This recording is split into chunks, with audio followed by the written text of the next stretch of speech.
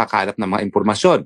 Ang aking hinihimok nga ngayon, mga kasama ko sa Pilipinas, i-publish nyo yung mga bahay ng mga Romualdez, publish nyo yung mga bahay ng mga Ko para makita nila kung gano'ng karangyakan nilang mga buhay. Maalala nyo kasi, yung kay Erap Estrada, pinakita natin isa-isa yung mga bahay sa Forbes ni Erap sa iba't iba niyang mga kapartners. No? At doon talaga nagkaroon ng galit ang taong bayan. Sobra-sobra na ang pangungurakot ng mga panahon na yun. O at least, sobra-sobra na yung pamumuhay ng marangya na hindi naman tugma para sa presidente ng isang bansa na gaya ng Pilipinas na kalahati ng populasyon ay nagugutom. So, yan po ang aking panawagan. No?